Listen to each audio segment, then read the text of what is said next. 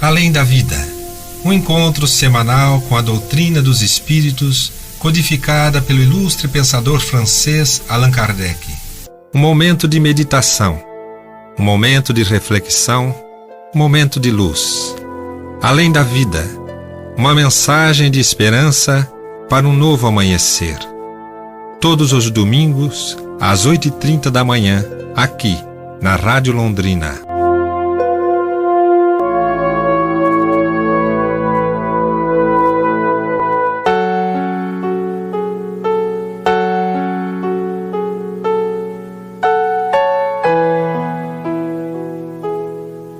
Bom dia, ouvintes da Rádio Londrina, do programa Além da Vida. Esse programa que trazemos ao ar todos os domingos, das 8h30 às 9h30. E nesse final de semana, o Cláudio e eu, Gilberto, que somos a dupla da mensagem dessa semana. Nosso programa é feito com 4 duplas, cada uma num final de semana. Que a paz de Deus, que o amor do Cristo nos envolva, nos abençoe, nos ilumine e que nós tenhamos serenidade, compreensão e condições de podermos retransmitir a mensagem que nos for intuída pela espiritualidade superior. O programa é mantido e produzido já há mais de 30 anos pelo Centro Espírita Allan Kardec, que de onde geramos a nossa presença dentro da doutrina espírita, onde aprendemos, pelo menos a mim, né? E assim abrimos o programa de hoje, agradecendo a Deus pela oportunidade. O Pai ao pé da cama.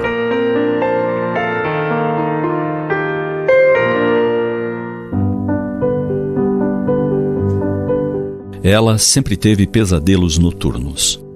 Os sonhos ruins atrapalhavam as noites. Acordava assustada, 1, 2, 3 vezes. Assim foi enquanto era menina, e depois quando chegou na adolescência. E ela nunca conseguiu dizer o que perturbava tanto o período noturno. A única coisa que solucionava, que resolvia o problema dos pesadelos, era a presença da mãe ou do pai. Ela os buscava no quarto, quase sonâmbula. Pegava-os pelas mãos em silêncio e os conduzia até o seu quarto. Eles a abraçavam, faziam breve oração, diziam para ela pensar em um lugar bem bonito onde desejava estar e a colocavam de volta na cama. Um gesto, porém, era bastante curioso e durou anos. A menina simplesmente apontava para os pés da cama como a dizer: "Fiquem um pouquinho comigo ali." Eles entendiam e ficavam. Bastavam uns 5 minutos. A resposta vinha imediata. Ela se deitava, fechava os olhos e uns segundos depois os abria, como que a espiar para saber se o pai ou a mãe ainda estava ali. Quando identificava um deles, nascia um sorriso sem igual. Um sorriso de "agora está tudo bem." A respiração se normalizava, o sono se restabelecia e tudo voltava à paz. Bastava ela saber que o pai ou a mãe permanecia ali, aos pés da cama.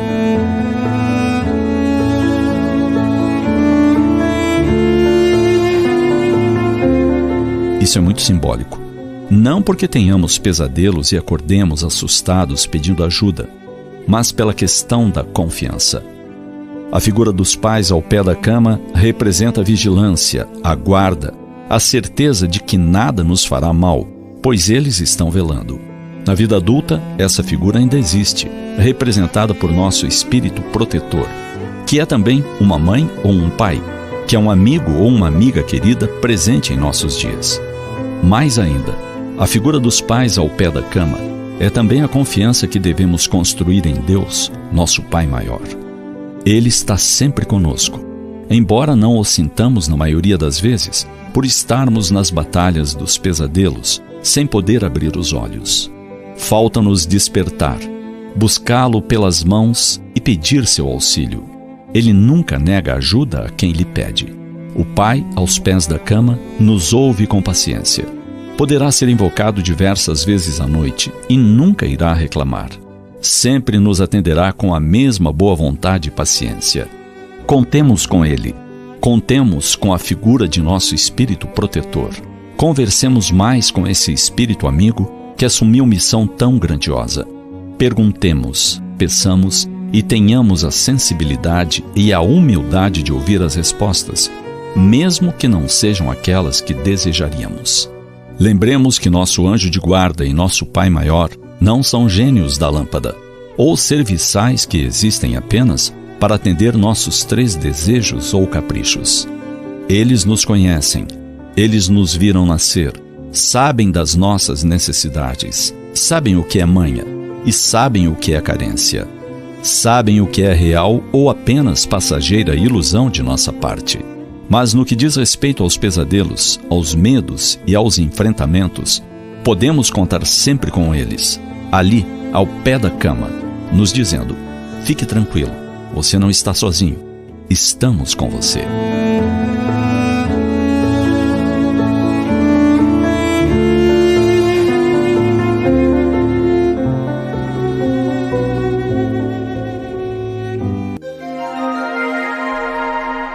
Os textos do Momento Espírita estão à sua disposição na internet. É só acessar momento.com.br.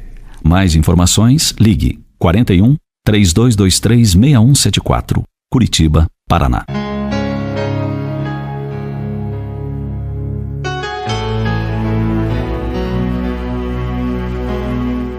Quem vos fala é Cláudio, desejando um bom domingo a todos os nossos ouvintes da manhã da Rádio Londrina, do programa Além da Vida.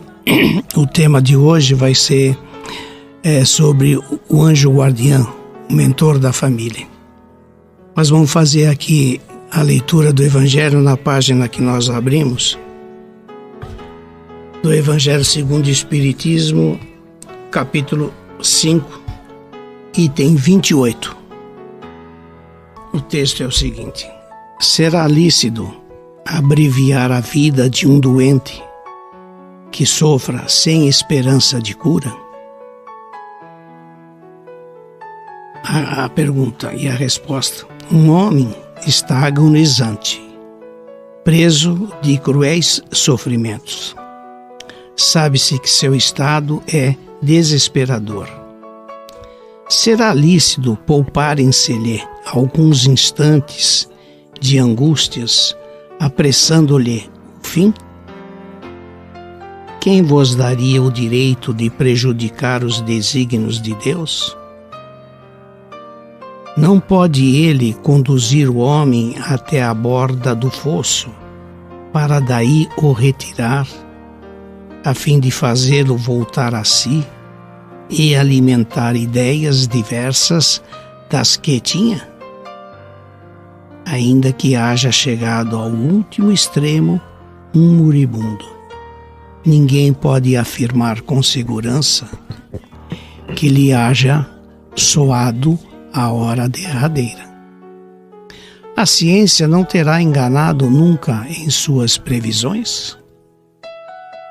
Sei bem haver casos que se podem, com razão, considerar desesperadores, mas se não há nenhuma esperança fundada de um regresso definitivo à vida e à saúde. Existe a possibilidade, atestada por inúmeros exemplos, de um doente, no momento mesmo de exalar o último suspiro, reanimar-se e recobrar por alguns instantes as faculdades. Pois bem, essa hora de graça que lhe é concedida pode ser-lhe de grande importância.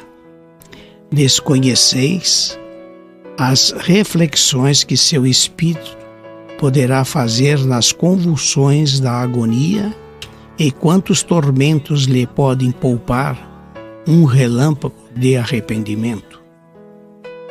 O materialista que apenas vê o corpo e em nenhuma conta tem a alma, é inapto a compreender essas coisas.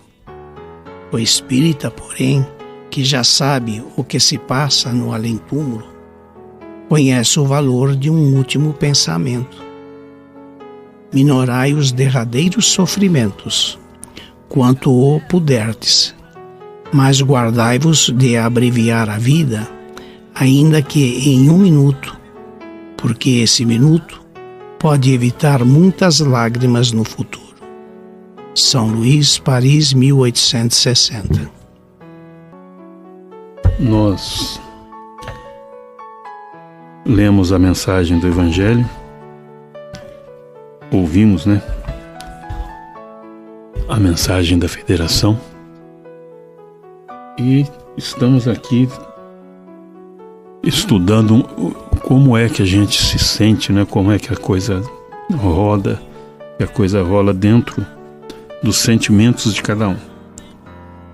A lição do Evangelho nos fala se é lícito, nós abreviarmos a vida de alguém que esteja no nosso conceito, condenados ao fim, que já não tem mais solução. Mas aí nós perguntamos, que o Evangelho nos deixa bem claro isso.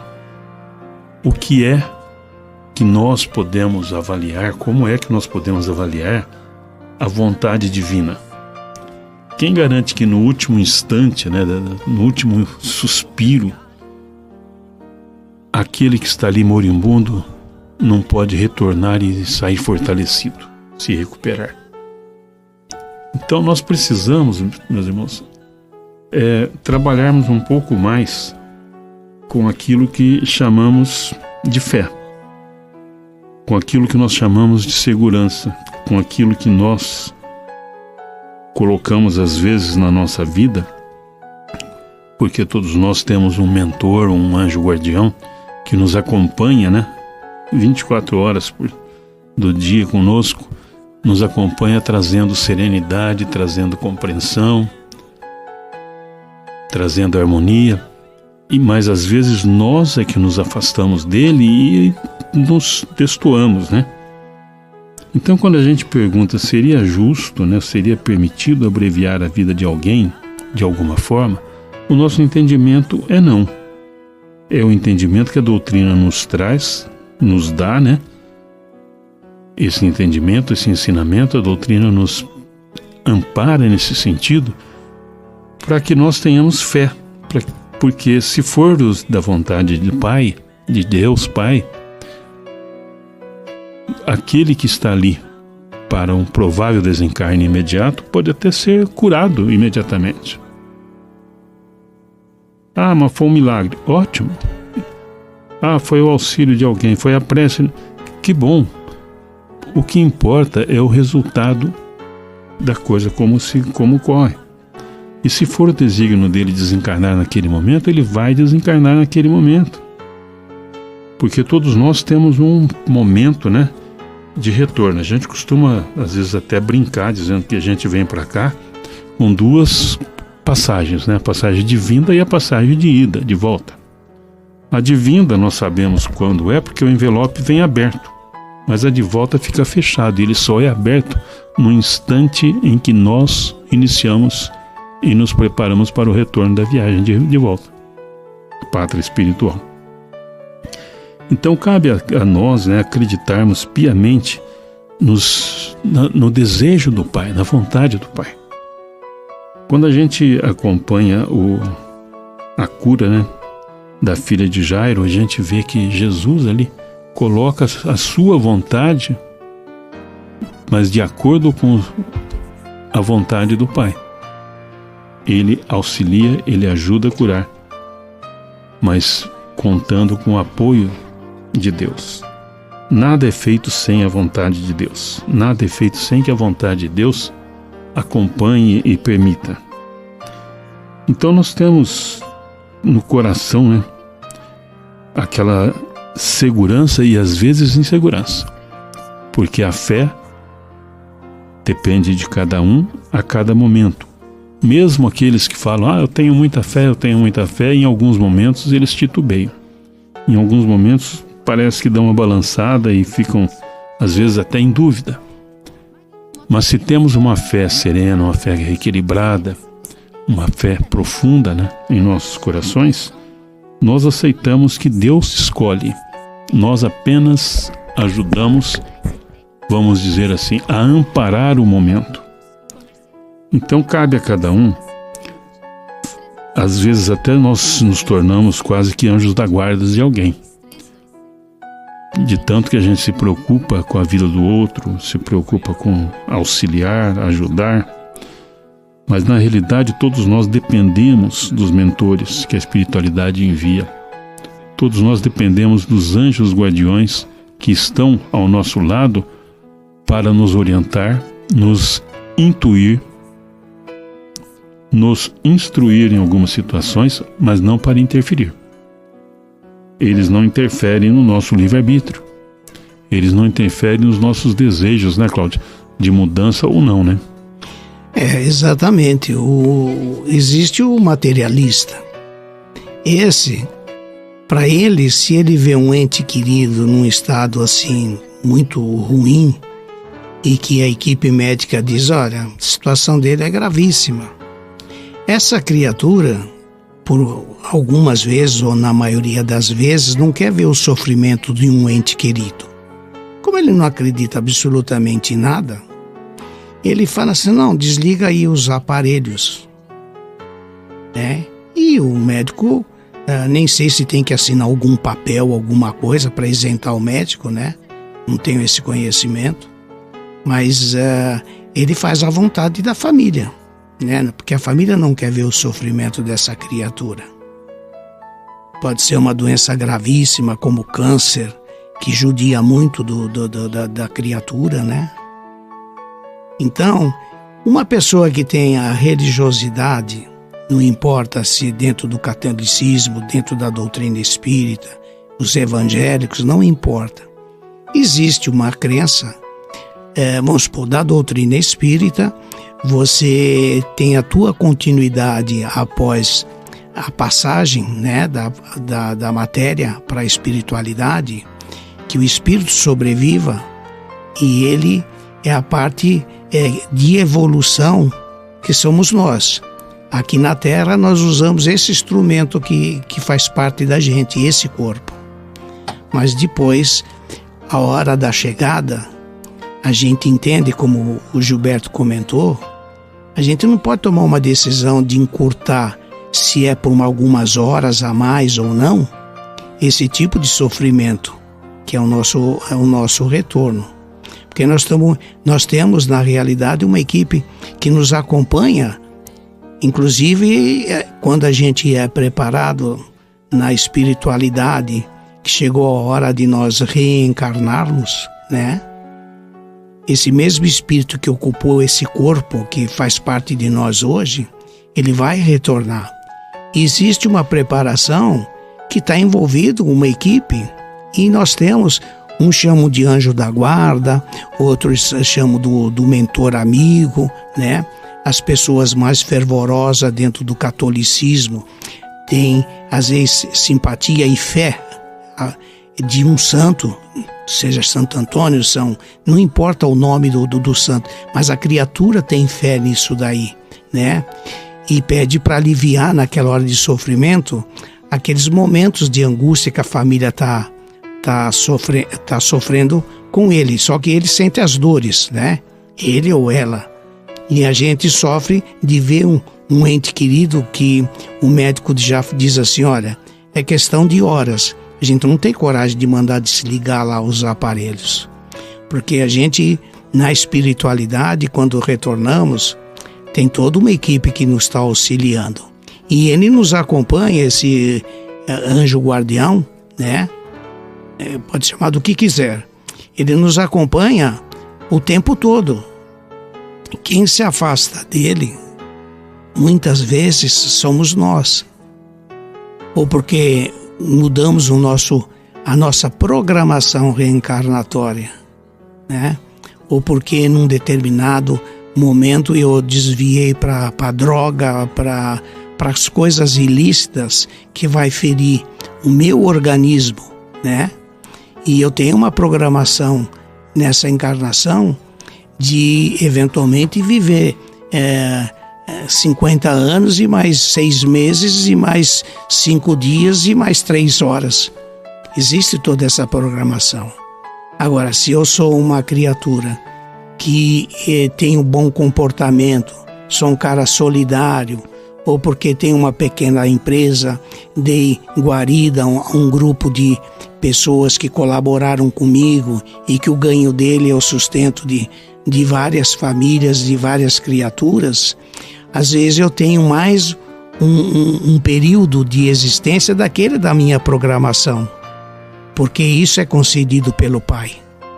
Mas quando eu reduzo essa energia que foi combinada na espiritualidade do meu retorno e eu interrompo ela indo com os 40 anos em vez de 50 e pouco, essa conta, o espírito que volta, ele vai ter que se acertar lá em cima, né? Não é que o anjo guardião abandonou, seja lá o santo de devoção. Eu é que interrompi uma programação que foi projetada pela equipe e pelo espírito que vai voltar, inclusive a família que vai nos abrigar, né? É tudo um planejamento. Tem alguns casos excepcionais, mas na maioria existe um planejamento na família que eu vou constituir, né? Quantos anos eu vou viver, quais são os espíritos quando eu encontrar a minha companheira vou receber, quantos anos a minha responsabilidade de estar junto. Vamos supor, hoje a minha caminhada com a minha companheira já vai chegando entre namoro e vivência já na casa dos 60 anos. Quer dizer, é uma jornada grande, né? Tem alguns entreveros? Todo mundo tem. Tem alguns problemas assim orgânicos? Também temos. Então nós somos responsáveis pelo nosso corpo. Se tem a programação de que eu vou voltar com câncer, está na minha programação, porque talvez eu tenha abusado de alguma coisa, e outras vezes não, está na minha programação para que eu acerte as contas com a espiritualidade de outras vidas, né? Essa consciência, a doutrina espírita passa para a gente, e a gente aceita isso. E eu dou exemplo já comentei aqui, já com o Gilberto em outros programas, eu tenho exemplo da minha filha. Ela, antes de desencarnar, ela no leito lá do hospital, ela falou para a mãe, eu estou indo embora. Isso era 5 horas da tarde. Às 8 da manhã ela desencarnou. Ela já estava inconsciente, já estava jogando coisas para fora do organismo, líquidos pretos, né? E a médica já tinha conversado com um assistente da médica, conversou com a minha esposa e a médica conversou com ela. Então ela se despediu, inclusive naquele dia que ela falou para a mãe que estava indo embora, não sei se foi na parte da manhã ou depois do almoço, ela tinha as amigas que interagiam com ela, porque ela era muito, muito amiga das pessoas, né? E ela fez o evangelho, fez a leitura do evangelho, estava consciente, né? Então, vai de cada um, a gente não pode interromper, como diz a lição do enfermo, a gente interromper a jornada dele, né? Porque senão ele tem que, se eu sou um cara que utilizei muita droga, né? Ou seja, qual for ela, bebida, fumo, ou seja lá qual for, eu reduzo o meu tempo aqui de encarnado. Depois eu fico esse período lá, se eu fui com 40 e tinha que ir com 50, esses 10 anos eu fico lá vagando no espaço, sem saber que eu desencarnei ou não. Isso a gente acompanha muito numa reunião mediúnica. Aqueles que acompanham a doutrina espírita sabem do que eu estou falando, né? Então a gente é responsável na hora no momento da morte de alguém, pelo sofrimento, a gente interromper. A gente não está agindo certo, tá? O Pai sabe quando nós temos que voltar. E todos nós temos que voltar, né, Cláudio? Não tem conversa, falando, não, eu não essa volto. Nós não vamos escapar. Né? Não tem conversa de falar, não, comigo é diferente, comigo é igual a todo mundo. vou e volto, né? E a gente sabe que não é um vou e volto assim de uma, duas vezes, né? A gente não tem noção de quantas vezes nós vamos reencarnar, até que um dia a gente possa estar liberto, né? Poder não necessitar mais do corpo físico. Então, como nós não sabemos quando a gente vai desencarnar e nem quantas vezes nós vamos ter que passar por esse processo da reencarnação, é melhor que a gente aprenda, porque se nós sabemos que o nosso fim é estarmos melhor, ao não precisar mais reencarnarmos, é estarmos melhor. E isso aí cada um vai fazer a sua parte para que possa abreviar o máximo possível, né? Para que essas coisas vão melhorando. Só que, para que isso aconteça, a gente tem que ter uma coisa chamada boa vontade para consigo mesmo, né? Essa boa vontade para que nós possamos acreditar que nós somos espíritos em melhoramento e pôr em prática dentro de nós a transformação, pôr em prática dentro de nós a mudança interior, fazendo com que a gente possa cada dia mais, né, compreender, entender e aceitar as possibilidades de que Deus nos dá a cada momento um novo tempo, uma nova oportunidade. E aí a gente começa a caminhar, né, em busca do aprendizado. O Cláudio falou agora há pouco, você fica lendo, você lê, você estuda, você conversa, troca ideia, ouve uma coisa aqui, ouve uma palestra ali, um bate-papo. Mas nós temos dentro de nós, como dissemos agora há pouco, um chipzinho do livre-arbítrio, que vai avaliar o que é que nós estamos fazendo, como nós estamos fazendo, o porquê estamos fazendo e o quanto a gente precisa fazer para se sentir melhor. E esse sentir melhor, ele vai cada dia mais acentuado à medida que a gente vai aprendendo a conviver pacificamente com o próximo. E não é o próximo ali, vizinho de travesseiro na cama, não. Nem os filhos, nem os parentes. É o próximo e estranho, desconhecido. Aquele que às vezes nós nunca vimos, nunca conhecemos e que passa pela nossa vida e que a gente tem a obrigação de respeitar e amar. Por quê? Porque nós temos por princípio que somos todos irmãos. Agora, essa irmandade não é aquela irmandade material de nome e sobrenome.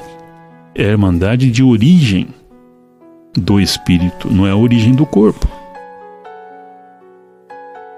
E viver pacificamente com o próximo significa respeitá-lo. E para que a gente aprenda a respeitar o outro, a gente tem que ter uma fé muito grande em Deus, de que as coisas de Deus são eternas. E de o que significa aí um momento reencarnatório para nós frente à eternidade. Não dá nem para calcular de tão pequenininho que é. E que a cada momento reencarnatório a gente vai ampliando mais as nossas condições de melhoria, vamos dizer assim, peneirando o nosso espírito para que ali fique só a melhor parte. Mas isso depende, como falamos agora há pouco, daquele pequeno chipzinho da fé, que vai despertar em nós as necessidades, que vai despertar em nós o interesse e vai despertar em nós o amor próprio, sem egoísmo nenhum, mas o amor próprio que vai fazer com que nós possamos nos sentirmos diferentes do que éramos ontem, para melhor, não para pior. E aí a gente começa a pensar, né, o que tem no coração dos filhos, né, no coração dos pais, o que é que faz com que a gente tenha um vínculo afetivo tão grande, como no caso da citação da mensagem, né? Em que a filha se sentia segura com a presença do pai ou da mãe ou de ambos, né? Ali, próximos a ela, no pé da cama, para que ela pudesse dormir, ter serenidade. Essa presença que a gente denomina, né, de segurança dos pais, é uma coisa que a gente aprendeu desde pequenininho. Desde o tempo que estávamos no colo da mãe, sugando o seio ali para retirar o nosso leite, né? Que seria a nossa sobrevivência. Ali a gente começa a aprender a confiar.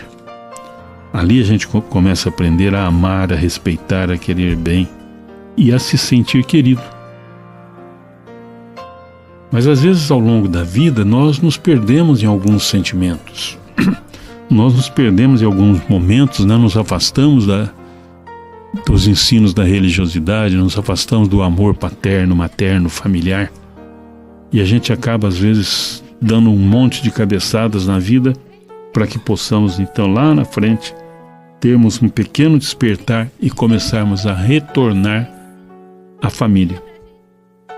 E quando nós começamos a retornar à família, nós não estamos fazendo nada mais, nada menos do que retornando a Deus.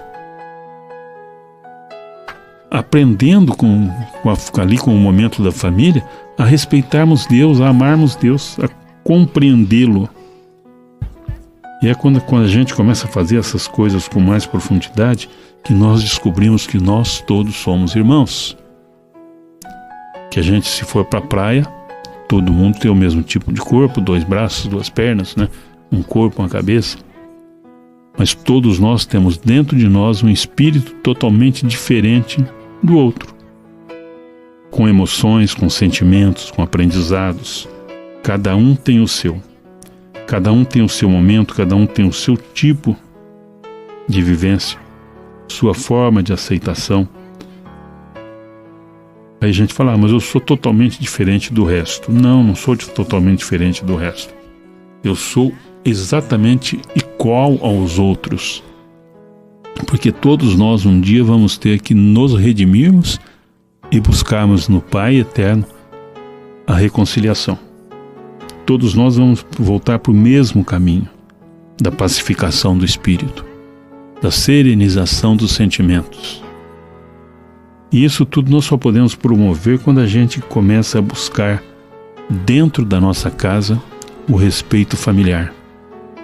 A gente tem visto aí esses últimos dias, eu quase não vejo televisão, mas esses últimos dias que eu tenho ficado em casa em função de uns problemas de saúde, a gente acaba vendo os absurdos que têm acontecido na sociedade. Pessoas que agridem os pais, um mata o irmão, o outro mata o pai, a mãe. Quer dizer, alguns casos que o respeito parece que acabou. Mas um dia esse espírito vai ter que se redimir e voltar atrás. E aí a gente fica pensando, Deus vai perdoar. Deus perdoa tudo. Tudo que nós fazemos, Deus perdoa. Ele perdoa nos dando a oportunidade de não fazermos novamente. Ele perdoa nos dando a oportunidade de compreendermos e entendermos a nossa necessidade de filiação, de respeitarmos, de serenizarmos a nossa mente. Mas Deus, embora nos perdoe, não tira de nós a responsabilidade de cumprirmos com os nossos compromissos. Não tira de nós a responsabilidade de cumprirmos com as nossas obrigações, com as nossas atitudes. Isso não significa que Deus vai passar a mão na nossa cabeça e falar, não, você não precisa pagar aquele problema. Significa que nós vamos ter espontaneamente que resgatar as faltas e as falhas. Significa que nós temos que começar a retornar ao âmbito familiar para que possamos um dia desencarnar, talvez já com bastante idade, mas com o mesmo sentimento de quando a gente mamava no seio da mãe. A necessidade de ter alguém para nos apoiar, para nos amparar, e a quem a gente possa realmente amar sem outro interesse, com todo o respeito possível. E aí a gente começa a descobrir que esses são os irmãos em Deus, né, Cláudia? É uma grande verdade. Você vê a responsabilidade que nós temos da preservação do nosso ciclo reencarnatório. Eu tenho uma perguntinha aqui que eu estava buscando para você ver o quanto a gente é responsável de não tomar atitudes em detrimento daquele que está acamado. Aqui tem um título interessante, são perguntinhas pequenininhas, mas que é para a gente refletir. O título é do Livro dos Espíritos. Diz assim: anjos da guarda, espíritos protetores e familiares ou simpáticos. Tem uma pergunta aqui, que o número dela é a 489.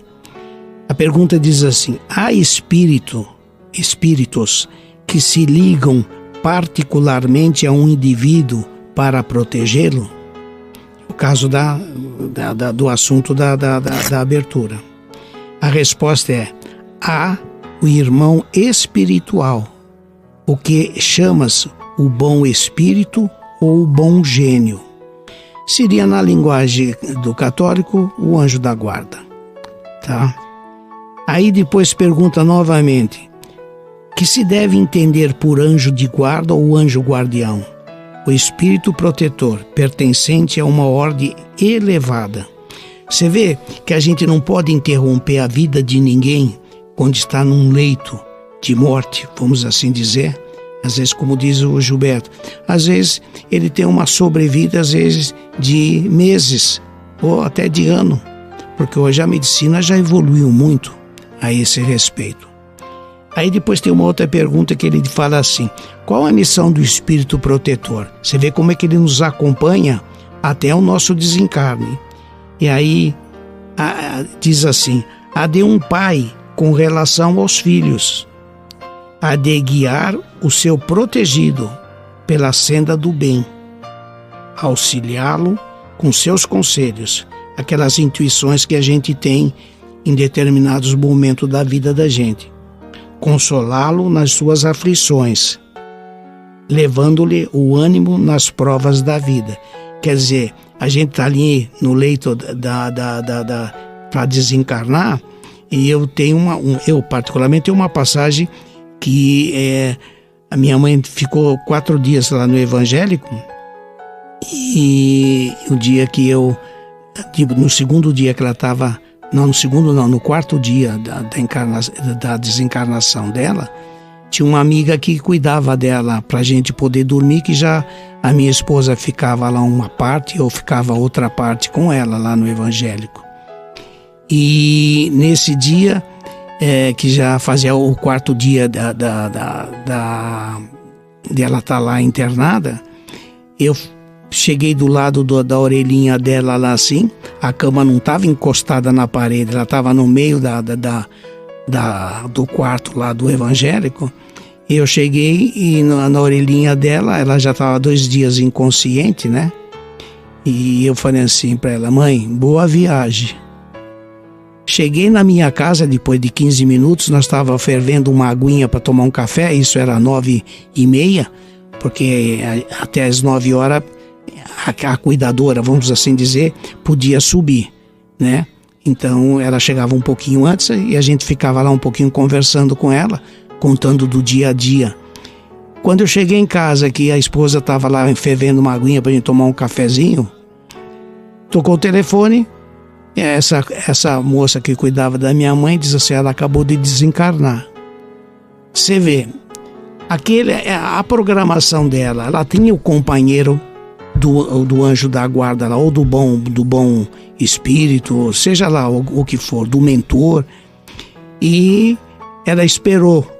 Provavelmente ela estava consciente, mas só que estava sob efeito da medicação, né?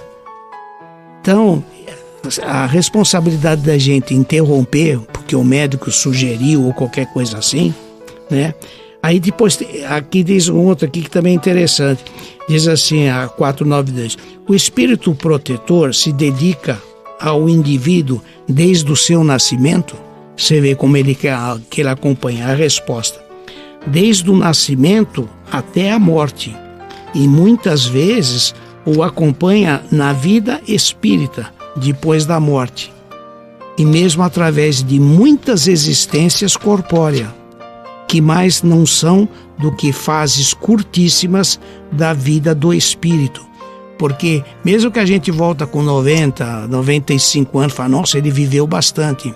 Para a espiritualidade, é insignificante essa quantidade de anos. Para quem está encarnado, fala, nossa, será que eu vou chegar até lá? Né? E ele está ali presente na vida da gente.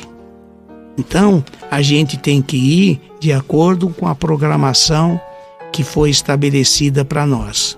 Se nós temos uma vida regrada, aquela energia acompanha a gente dentro daquele período da nossa programação. Se eu entro nas drogas, seja qual for o tipo de droga, né? E eu interrompo, porque o meu organismo vai absorvendo porcarias, né?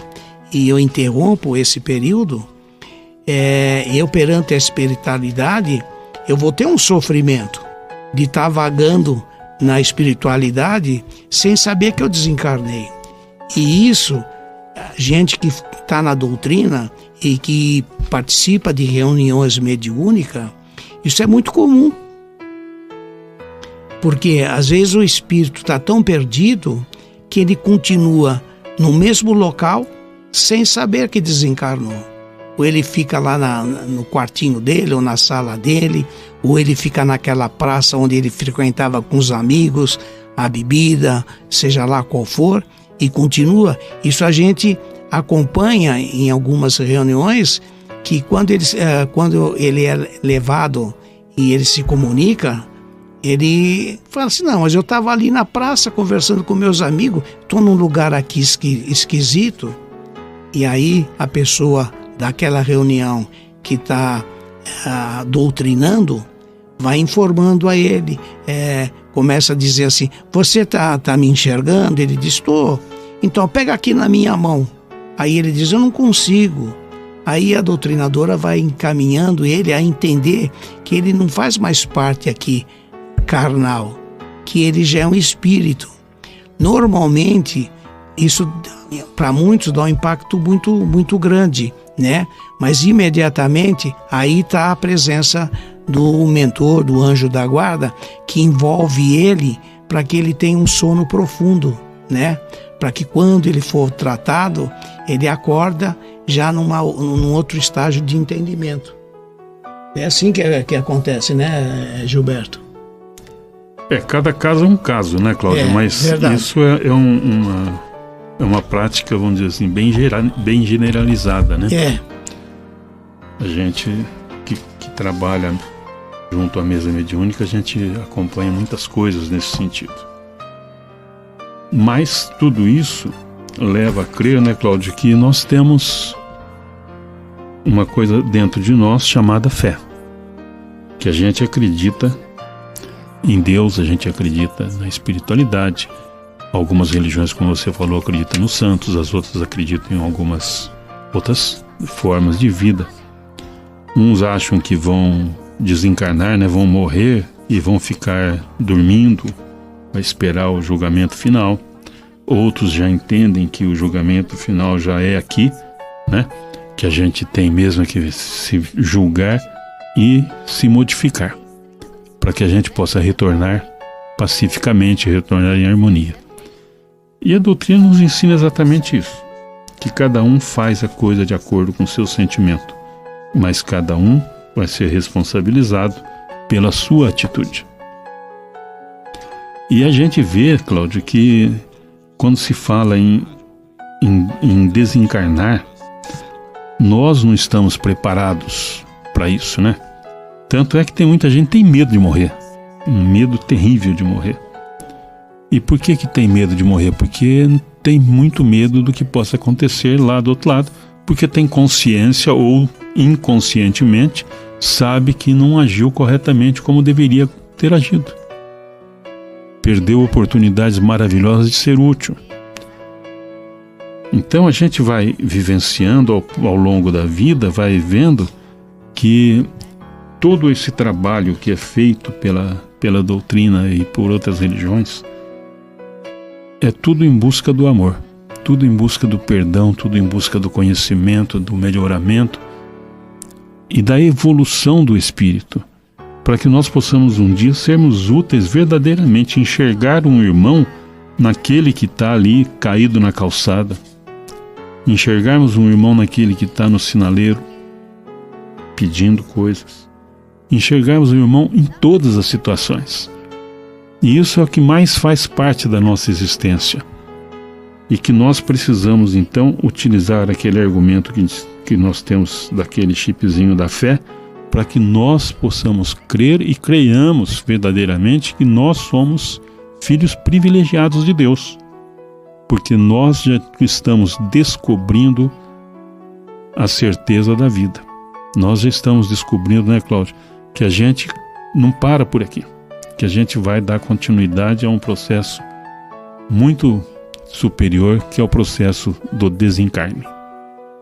Então a gente tem que refletir, né, na crença de cada um, que nós temos uma grande responsabilidade na encarnação vigente, com esse corpo que nós temos, seja ele cadeirante ou não, tá? Então a responsabilidade é essa, nós vamos prestar conta, sabe? É como quando chega lá a tua continha para você acertar a tua vida financeira mês a mês. Então a gente tem que respeitar a bênção da vida que Deus nos concedeu, né? E tentar levar com toda a energia possível dentro da normalidade, não estragando o corpo que nos foi confiado, tá? Quero deixar o meu abraço para todos os ouvintes do domingo, que tenham um domingo de muita paz, harmonia e até a próxima oportunidade.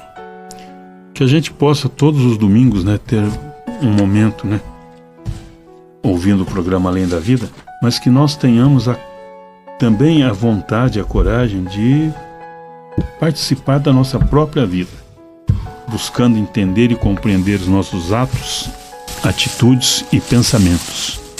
Porque é através do nosso primeiro movimento, que é o pensamento, que a gente começa a restaurar a vida. Que Deus nos abençoe, nos ilumine, que o nosso tempo está esgotado e vamos ficar aí com a mensagem do Zé Antônio. Um abraço a todos e até o próximo programa. Olá, amigos. Hoje nós vamos refletir sobre uma passagem muito bonita, muito interessante da vida de Jesus, quando ele cura a filha de um dos maiores da sinagoga de Cafarnaum, que era Jairo.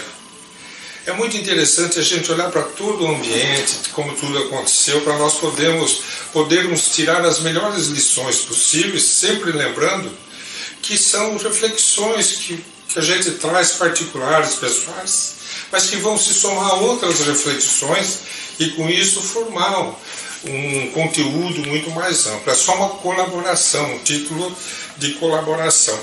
No Evangelho de Marcos, os 3 evangelistas citam essa passagem.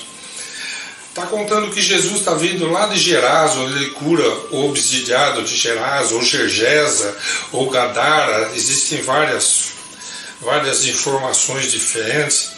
E quando chega, desce do barco, está uma multidão esperando ele. E ele é cercado, é tomado naquela multidão. E nesse momento em que ele é tomado, cercado por essa multidão, Jairo está passando um momento de muita aflição na casa dele, porque a filhinha dele está entrando no estado de, segundo eles lá, ela está morrendo. E ele, naquela angústia, sabendo que Jesus está chegando à praia, ele sai da casa dele, que já estava cheio de gente, ele sai para buscar o auxílio de Jesus. E Jesus está indo, caminhando em direção, sai da praia do mar, ali do barco, indo em direção à cidade de Cafarnaum e sendo envolto por aquelas pessoas. Inclusive, é quando acontece aquela cura maravilhosa da mulher que sangrava pelas hemorroidas há 12 anos, tornando-a impura. E ela se aproxima, toca nas vestes de Jesus, se cura sem que Jesus tivesse olhado para ela e dizendo para ela se curar. Foi um ato da própria vontade. E Jesus vai caminhando. E aqui no Evangelho está dizendo assim, que Jairo se prostra aos pés de Jesus e começa a rogar: Mestre, minha filha está moribunda. Por favor, rogo-te que venhas, coloque suas mãos sobre ela para que ela sare e viva. E quando Jesus vai acompanhar Jairo, o que acontece? Então, aquele momento da mulher, Jesus para dá atenção para aquela mulher, pergunta para os apóstolos: quem me tocou, que eu sinto que de mim saiu uma virtude. E isso a filha de Jairo lá, em estado lamentável, e Jairo desesperado, atemorizado, angustiado. E nesse instante chegam as pessoas, também em altos escalões da sinagoga, muito negativamente se aproximam ali de Jairo, do lado de Jesus, e dizem assim: por que enfadas teu mestre? Por que incomodas teu mestre? Tua filha já morreu. Olha, gente, que tristeza, né? Você vivendo um momento de muita dor, você tem que ouvir ainda dessa maneira bastante negativa, pessimista, sem nenhuma fraternidade, uma informação dessa natureza. E é isso que acontece conosco, né? No mundo em que nós vivemos. Nós estamos recebendo chuvas de bagagem negativa nos convidando ao pessimismo, mas tem chuvas de luz, dádivas e bênçãos chegando do outro lado para esse nosso encontro com a luz. Então isso que nós vamos refletir aqui hoje, para mim, é esse grande encontro entre a luz do amor de Jesus e as trevas densas do mundo em que nós vivemos, nas nossas emoções, na nossa falta de fraternidade, na nossa falta de humanidade. Então o Evangelho diz que quando Jesus chega à casa de Jairo ali, ele encontra um ambiente muito conturbado, muita gente já pranteando, já chorando, e ele chama a atenção, porque esse alvoroço, ela apenas dorme. Agora a gente veja a qualidade moral daquelas pessoas que estavam ali. Quando Jesus chega e vê aquela multidão pranteando, chorando, e ele pergunta: por que esse alvoroço, ela apenas dorme? Aqueles que estavam chorando, para de chorar, começam a rir, a ridicularizar Jesus, né? Porque dizendo como se ele fosse um tolo. E Jesus, então, nesse momento, ele pede para os três dos apóstolos que o acompanhavam, Pedro, Tiago e João, os dois irmãos, pede que entre só eles e os pais da criança. Mas não faz só isso. Jesus chega e pede que todos saiam. Então ele pede que entre com eles aqueles que poderiam ajudar, e pede que saiam os que estavam atrapalhando. Isso nos leva a uma profunda reflexão, muito importante. E aí ele adentra o quarto da menina, pega a mão da menina de uns 12 anos de idade e diz assim, em aramaico, Talita cum, menina, eu te ordeno, levanta-te. E a menina acorda. Aí ele diz duas coisas que caberia uma outra reflexão, fica para uma outra hora. Primeiro ele diz para os pais: dê a ela algo de comer. E depois ele diz: não digam nada do que se sucedeu nesta casa. Mas sabemos que todos viram o que aconteceu.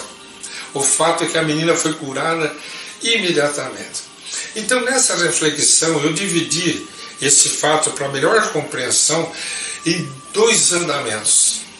O andamento da sombra em direção à luz, Jairo, saindo daquela densidade atmosférica, indo em busca de Jesus, a luz do mundo. E Jesus vindo, espargindo luz, curando no caminho, mesmo sem a próprio ato da vontade, pela fé das pessoas, espargindo luz. E quando os dois se encontram, qual que é a situação em que ali se dá? Jairo atemorizado, sentindo perder a sua filha, que ele amava, e Jesus primeiro trata Jairo. Ele diz: acalma-te, confia, crê, ela viverá. Então primeiro ele trata o medo de Jairo. Então ele vai tratar aquela angústia de Jairo. Calma, crê, sua filha viverá. Então naquele momento Jesus já medica Jairo, vai emprestar-lhe a fé. Aí chegam aquelas pessoas nocivas dizendo: não incomodes teu mestre. É o mundo em que nós vivemos. É um mundo negativo, sempre trazendo notícias negativas para piorar o que já não estava bom. E Jesus trazendo a notícia celestial da esperança, da fé, e dizendo que ela viveria, afirmando que ela viveria. E aí então acontece um outro momento que eu acho importante. Quando Jesus chega à casa Ele pede que todos saiam. Hoje, com os conhecimentos da doutrina espírita, quando nós somos convidados a socorrer pessoas que não estão passando bem, o que a gente tem aprendido com as obras de André Luiz, Manuel Filomeno, Joana de Ângeles? Que os espíritos superiores primeiro afastam os maus espíritos da casa, para depois poderem ajudar, para poder instalar naquela casa um ambiente de luz. É preciso afastar as trevas. Então aí chega o Espiritismo nos dando a receita de como nós devemos fazer para nunca mais fazermos para dentro da nossa casa aquela escuridão, que são aquelas pessoas que vivem em torno de nós, mas são negativas, muitos espíritos obsessores. Então nós precisamos tirar de dentro de nós próprios, de nosso próprio coração, do nosso próprio espírito, aquilo que os sustenta dentro do nosso lar. Nossos hábitos, nossas conversas, nossos assuntos, nossos pensamentos, é tudo que atrai o que não é bom e que sustenta, alimenta o que não é bom dentro da nossa casa. Porque se nós queremos que a luz do Cristo, através dos benfeitores amigos, estejam protegendo o nosso lar, nós temos que afastar as trevas. E foi a primeira conduta de Jesus. A primeira foi confortar Lázaro, estimular a credibilidade. Confie em mim, ela está viva. Segundo, afaste tudo que não serve aqui para essa casa. São as pessoas negativas. Então Jesus, o encontro da luz com as trevas. E é um movimento importante para a nossa reflexão também, que não pode ser deixado de ser observado. Se Jairo, por ser o líder da sinagoga, não saísse da sua casa a procurar a luz do Cristo, Jesus teria curado essa menina? Vamos pensar nisso com carinho. Será que Jesus, na sua bondade, ele iria lá, por vontade própria, curar a menina? Ou a cada um conforme a sua obra? Ajuda-te e o céu te ajudará. Então, quando Jairo tem o ímpeto de buscar o auxílio do Mestre, é para nós um exemplo muito importante de que nós, por mais que estejamos vivendo o momento mais escuro da nossa vida, nós podemos, com a força da vontade, nos levantarmos e buscarmos a luz. E a luz nunca negará auxílio para nós. Os espíritos superiores nunca negarão auxílio para nós. Vamos prestar atenção nisso, gente. Vamos prestar atenção, às vezes, num dos momentos mais difíceis das nossas vidas, em que nós mais nos sentimos distantes de Deus, em que tudo que não serve para a harmonia está dentro da nossa vida, do nosso lar, do nosso trabalho, da nossa família. Vamos nos ajoelhar como Jairo, nos prostrar, espiritualmente falando, não é ajoelhar no chão duro, é nos rendermos ao Criador, à bondade de Deus, e pedirmos a ajuda celeste que nunca nos faltará. Até o nosso próximo encontro. Além da Vida, um encontro semanal com a doutrina dos espíritos, codificada pelo ilustre pensador francês Allan Kardec. Um momento de meditação, um momento de reflexão, um momento de luz. Além da Vida, uma mensagem de esperança para um novo amanhecer.